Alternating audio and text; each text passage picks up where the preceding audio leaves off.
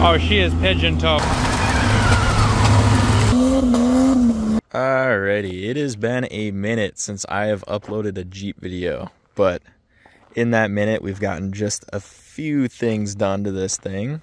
I've basically covered all ground with this thing at stock ride height, but it was quite a bit lower due to being a little heavier with all the bumpers and the extra metal put on it. Also, just all of the suspension components being super worn out. Just sitting in it, it is so much taller.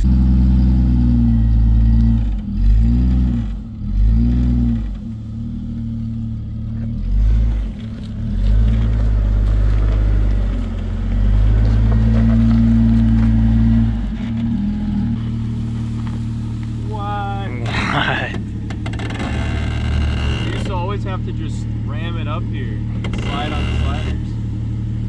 That's crazy. So as you can see here, there's no more access holes to the outside anymore.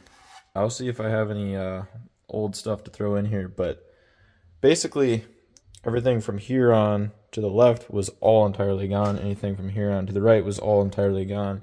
There are some holes in the middle there, and it was no better up front here. So piece here, piece in here, over there, in the middle there. Actually, part of this is fixing rust, but another part of it is fixing drive shaft holes where, remember when we wheelied this thing?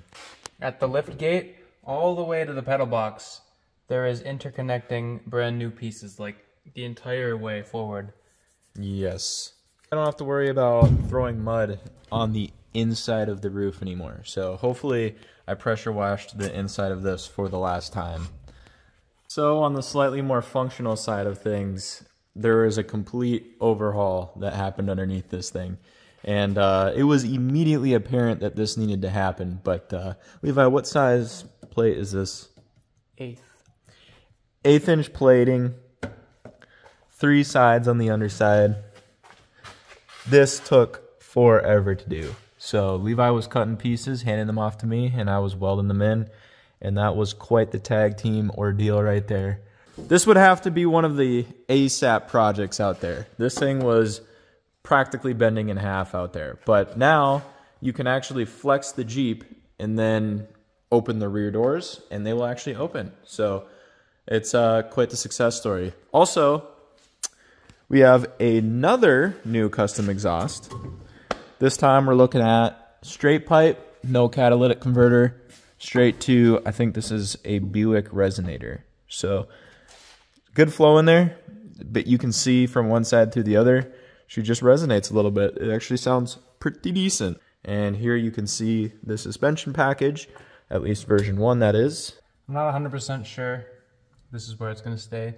We got adjustability on the rear shackles. We got a pile of Dakota leaf springs over there that haven't been installed.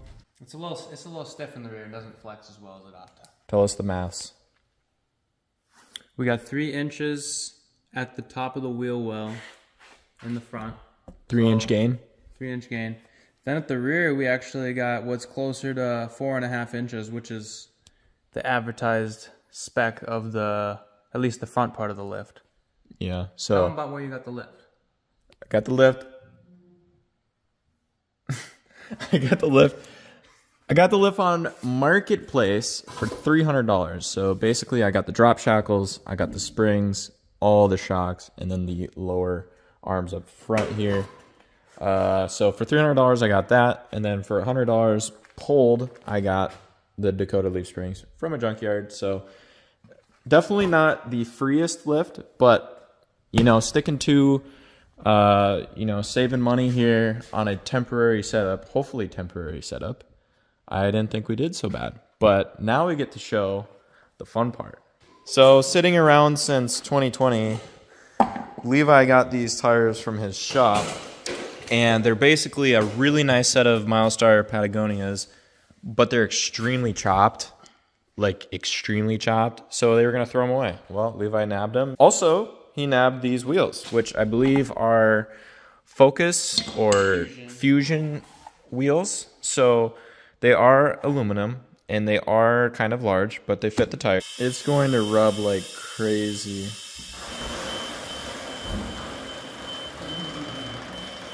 Uh-oh. Oh, because the drop shackles are... Well, I mean...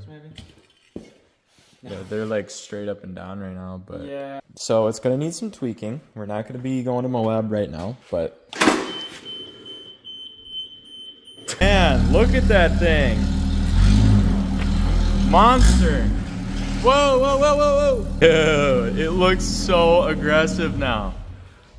Oh my goodness. Wouldn't it be a shakedown run if we didn't absolutely lose the ability to drive the vehicle? Quick connect fitting just quick disconnected itself, I guess you could say. And for the OEM fenders, I really like the way these look. I want to keep them if I can. Yeah, I don't know about those fenders. I don't know they're going to be able to keep them. Yeah, it like stopped me from turning anything. Probably going to be cutting on the fender line, actually.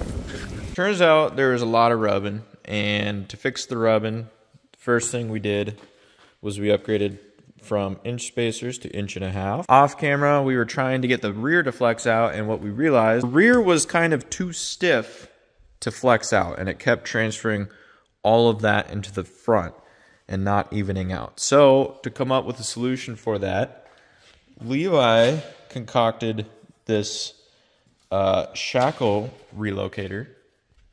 So basically we have different options to choose from. This is the stock hole. Now we have a few more options. That's going to give us some tunability with trying to get a different shackle angle, which should allow the springs to invert a lot easier, giving it in turn a softer suspension. Also been messing around with the leaf pack a little bit to kind of match the ride height with the front, which the ride height is also quite a bit dictated by which hole this is in. So that's kind of the solution for the rear. We're going to check that out. Also, we had to do quite a bit of clearancing. This was not going to make it. Actually, the rear was clearanced pretty okay. It wasn't really that big of a problem until you get flexed up into here to where the wheel would start to rub. That's where the spacers needed to come in. But then with the spacers, they're farther out here, and that's where the trimming needed to come in. Also had to trim the bumper. We had to lop off quite a bit. Now, after having chopped up a bunch and changing up a bunch, we are going to go test it. But before that, I'm going to show Levi's custom extended track bar. I don't hear any rubbing. Turn all the way to the right. Oh my goodness, we're already into it. Oh, but it's like into the floor too. That's not particularly epic. Yeah. Already? Yeah. Back of the wheel well already. And the battery box. It's cool because in this particular flex right here, the rear actually absorbed some of it versus the rear pushing it all to the front. So a different combination and a different shackle angle has fixed the stiffness in the rear problem. Okay, so it doesn't say automotive applications, but we're gonna find out. So this is bashed in now. This is cut out. We're gonna, before we weld this up, we're gonna test it. I mean, the tire is like a centimeter away. You're just touching that rib, that pinch weld there. Really digging into it, actually. So when I got these wheels, they were plasti dipped black, and I didn't like that. So I sandblasted them very poorly because our sandblaster sucks. Here's what I came up with. I'm gonna paint them bronze so that the inside's bronze, and then wire wheel the outside. Again, I got this whole setup for free, tires and wheels, so can't complain too much. But also, it's got the dual tone, so it's kind of like Rubicon wheels. It's pretty sweet. The latest rendition, I just changed the water pump because that's what was leaking, and we had to scramble to do that because initially we thought it was a gasket, and then at 11 p.m. at night we found out after installing everything that it was in fact the water pump. So water pump's in after getting that this morning. This is kind of fabbed in here. We're gonna do some finish, seam sealing and painting and everything when we come back, but we're gonna do a big shakedown.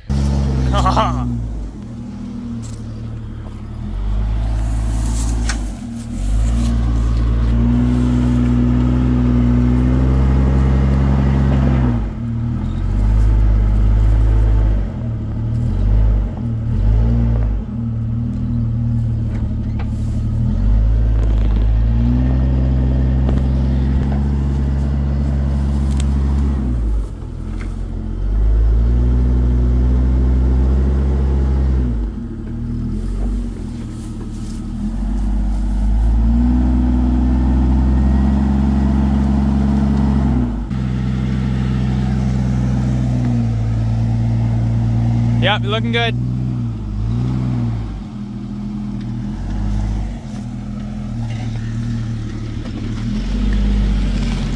Do we even need the sliders anymore? Did I come?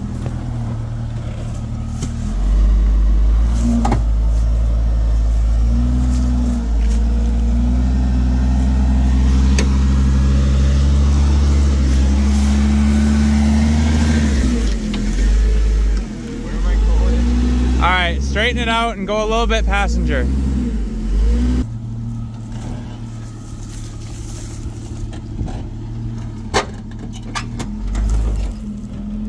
That's alright. Take her easy, you're probably gonna hit the back bumper or something here. This side.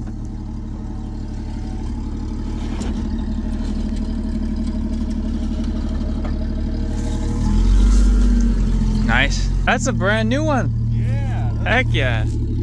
We had to attempt this thing like 5 different occasions with the stock ride height.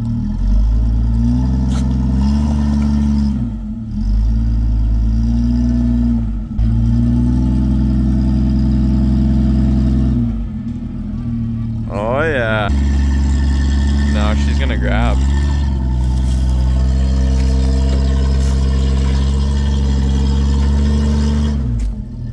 Oh, it's gonna go.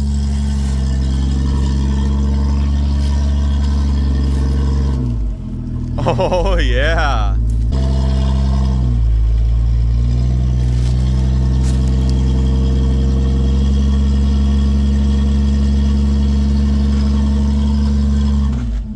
Woohoo! Oh yeah.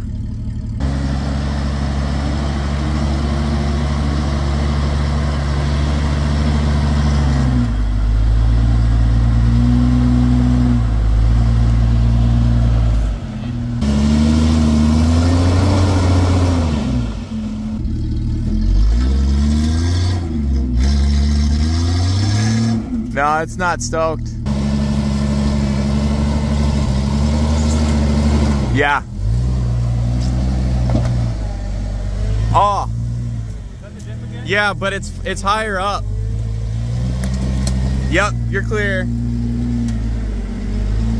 Nice. Last time we were at this spot, I almost rolled the Jeep right here trying to flex it out.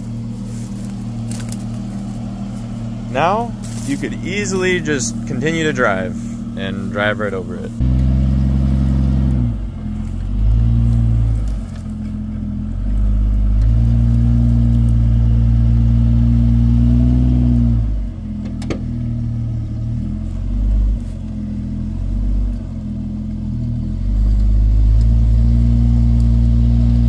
How wide is this obstacle? Am I good? Yeah.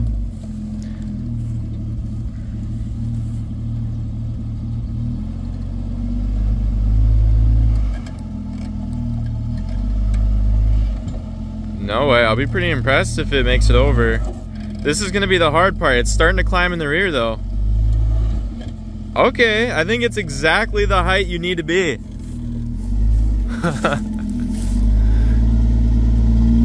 It's exactly the correct height for this obstacle. Is this the XJ33 4.5? Yeah, I think that's exactly what this is.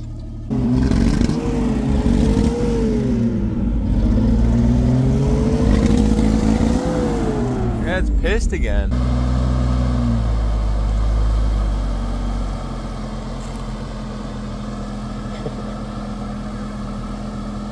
Go really slow.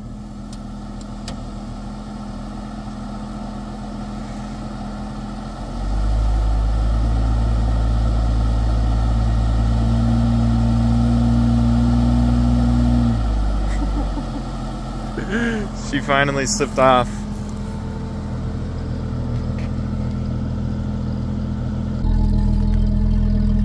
Not bad. Let's see where we're at with the stuffings. Oh.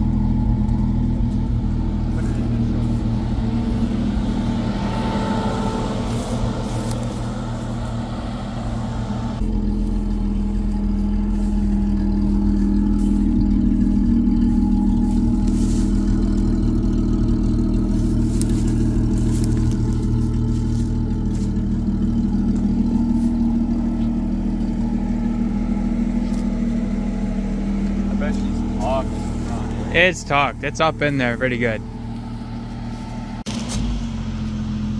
This is gnarly.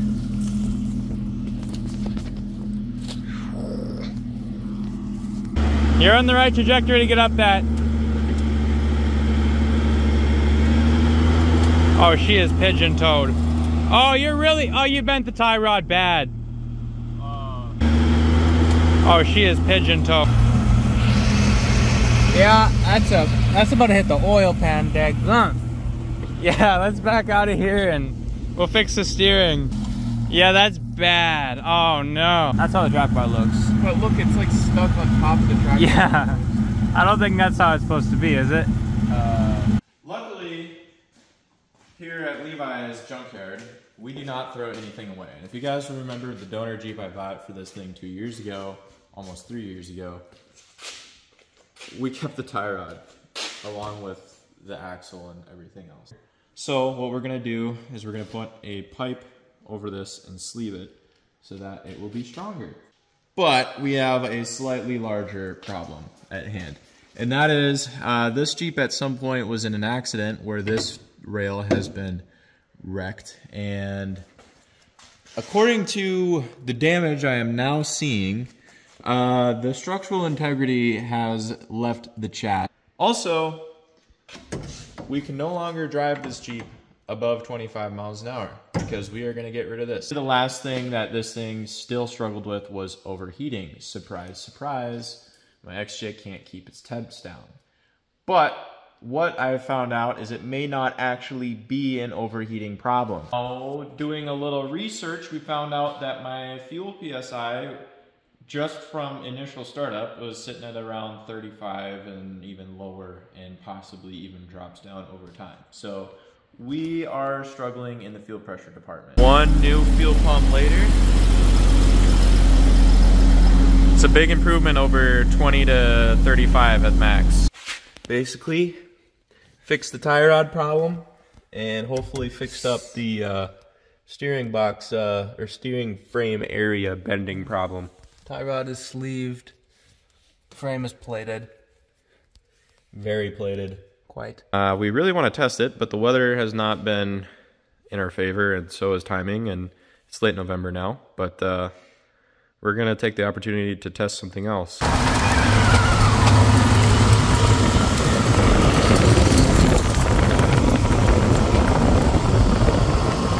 I wanted to shave the rear diff, but I didn't think I was going to use this method, but whatever works, I guess.